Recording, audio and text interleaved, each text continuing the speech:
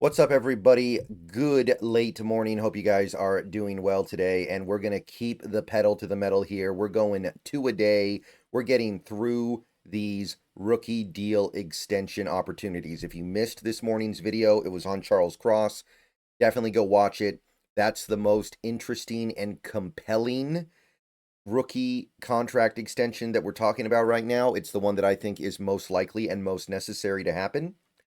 But there are many others we can talk about, like the one we're going to do in this video. We're talking about Boye Mafe. Should Boye Mafe get extended before the final year of his contract, or should we let it ride with that fourth year coming up? Please like this video if you haven't already. Subscribe to the channel if you're new. Click the bell for notifications. Become a channel member for $2 a month. Those are the best ways to help support the channel.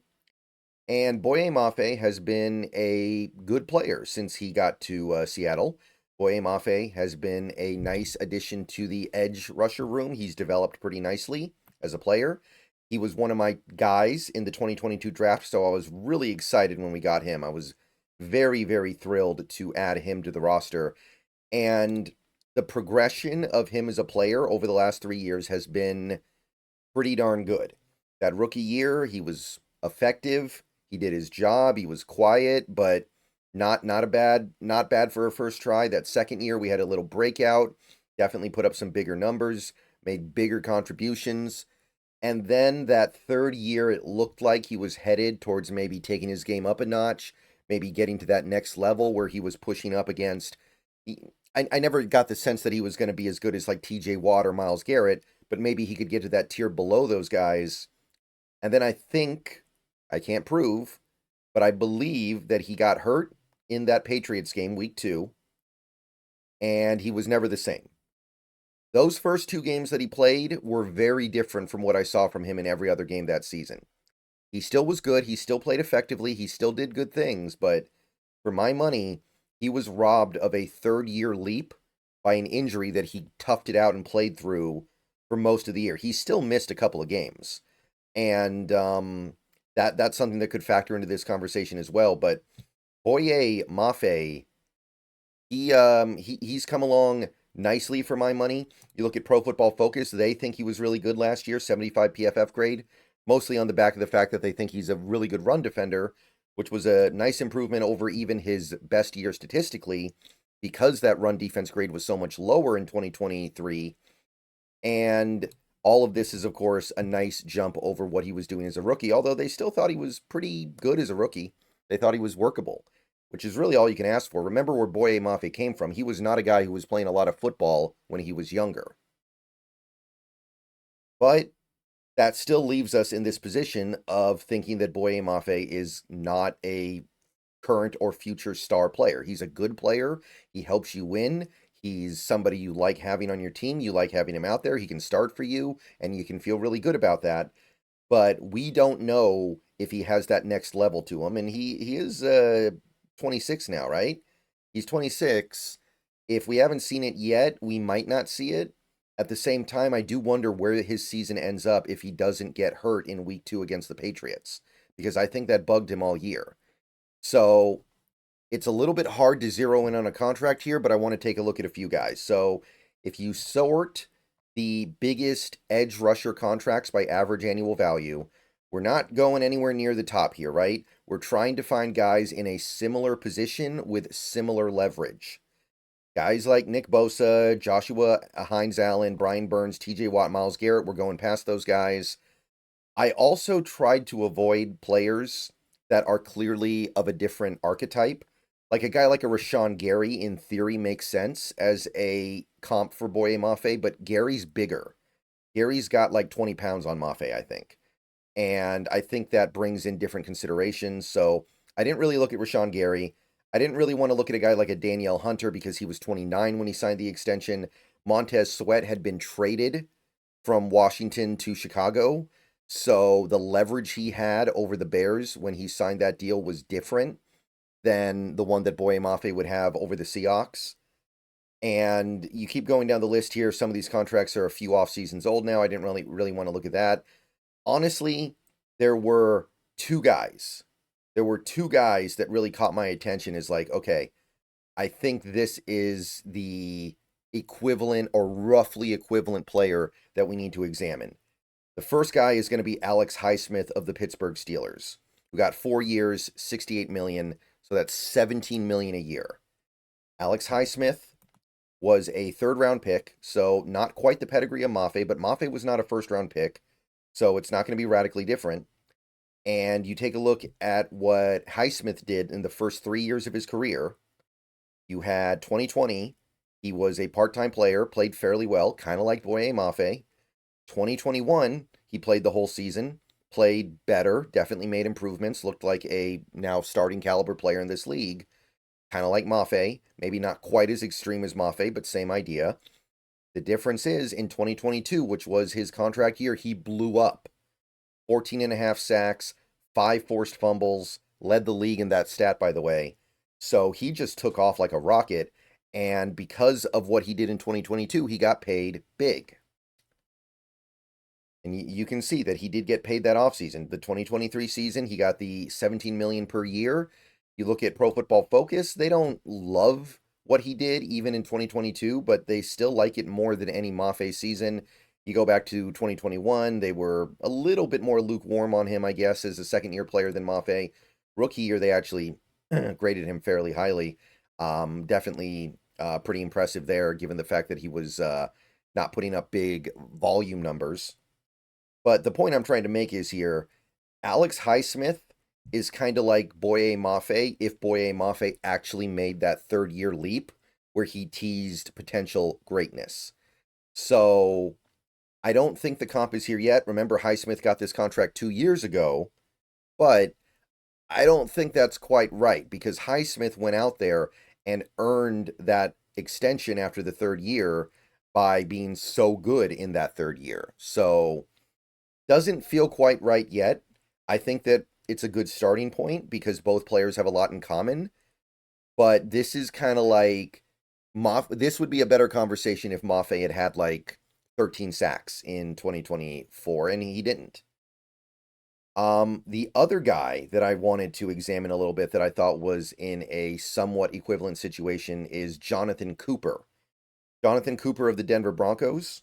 He was 26 years old last off season. They did not extend him after his third year. What they did, and this is where things would be a little bit different, they extended Jonathan Cooper midway through his fourth season. So it's not a one-to-one correlation, but we can kind of extrapolate a little bit from it. So Jonathan Cooper, Denver Broncos, 7th round pick, so no real draft pedigree at all. Maybe that affects things a little bit, but at this point, you wouldn't think a lot. First 2 years in the league, he started a fair few games, but wasn't a full-time player. Didn't do a lot, was just kind of a depth piece. That third year, broke out on the 2023 Broncos, 8.5 sacks, actually scored a defensive touchdown, started to make some plays, started to make his name known. Denver wasn't quite ready to commit big money to him. And then he went out there in 2024, his contract year, and backed it up. He started the season out really well. And by November, I think it was actually November 4th or something like that, the Broncos gave him an extension of the, what was it, the $15 million a year. Yeah, 4 years, 60 million per. So that's 15 million a year. So the urgency of Cooper only having half a season left on his deal probably boosted the number a little bit, but it's kind of similar. Like, you look at Pro Football Focus, if you look at 2024, I mean, it's good, but it's not over the top, right? Like, Boye Mafe will put his PFF grade up against this, no problem. And this was Cooper's theoretical best year. You go back to 2023, where the numbers were good, PFF said, yeah, it's more, he's a little above average, but not by much. He's a good player, but we're not too excited. And you go back to his first 2 years when he was just a part-time player, it's slightly above the sea level, and rookie year's good, but still not over a 70. So it's not overwhelming, right? There's nothing here with Jonathan Cooper that screams this is a budding superstar that the Broncos needed to put down on the books at a big number immediately. So I think that there is some equivalency we can draw here. I do think there is some comparison we can make to Boye Mafe. It's close. I think that the fact that he didn't do much his first 2 years is kind of canceled out by the urgency of him only having half a year left on his deal when they extended him. Now, it's hard to, it's hard to really balance the scales out in a way that is actually accurate. But I think this is probably about the range where we start talking a little bit here. 4 years, 60 million, or if you prefer, the Uchenna Nwosu extension, which was 3 years, 45 million. Either way, $15 million a year. Now, I don't want to compare Mafe to Nwosu because they were in different situations. Nwosu was already on his second contract, and the extension we gave him was his third contract. So I don't really want to pull that one in there. But the thing that really stands out to me, I looked through a lot of these contracts. I looked through a lot of these deals that you see on screen right now. A lot of players that weren't like studly within their first 3 years, if they didn't get to that like magical 12 sack, 13 sack, 14 sack number, they didn't get the extension. They just played out that fourth year, and then whatever happened after then happened. But generally speaking, you're not looking to extend an edge player, even though you might think he's good, even though you might think he was a victim of circumstance because of the injury. You don't extend him until he actually goes out there and has that monster year. And 9 sacks, while it was a really good year for Mafe in 2023, that's not a monster year. So what I'm trying to get at here is I don't think this is an extension that needs to be done right now. If it does get done, I would estimate the approximate likely value to be somewhere around that 4 years 60 or 3 years for 45. So 15 million per. And I think I'm needing to squeeze that a little bit lower if I'm going to actually do it. Again, it's really hard to find good comps here because a lot of these players weren't coming off their rookie deal. A lot of them weren't traded before they signed the extension. It's hard to find really good equivalencies to Mafe for me because you'd be surprised at how many edge players that aren't in that top tier don't get extended from that rookie deal by the initial team that drafted them. But to me, if you want to do this, you should probably be getting down closer to that maybe like a Preston Smith or Carl Granderson territory. Carl Granderson's not a bad comp, actually. If you could get it down to like 3 years 36 or 4 years 48, maybe you go up to like 339 or 452. So that would be 12 to 13 million dollars a year for Boye Mafe, keeping in mind the cap has gone up, keeping in mind that edge rushers are the guys who get paid, keeping in mind that if Mafe does go out there in 2025 and ball out and give you like 15 plus sacks, the contract he gets after that is probably going to be close to double. That might be worth it to me. But if I can't get him on that reduced deal because I'm estimating his objective value at somewhere around that 15 million a year mark, if he's willing to play ball and I can get it down to about 12, maybe 13 million a year, I'll do it. I'll take the risk a little bit. I'll take a little bit of risk on that and know that there's the potential that I end up with a very, very valuable edge rusher on a reduced contract. But if he pushes for that 15 million a year, I think I'm gonna chill out. I think I'm gonna let him play that fourth year, see what he can do, and come back around next year and see, okay, you did this.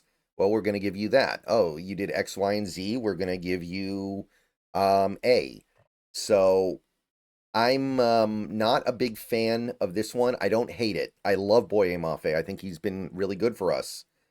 But I'm just not really in the mood to commit long term to an edge rusher that I don't know if he can be the best edge rusher on a really good defense.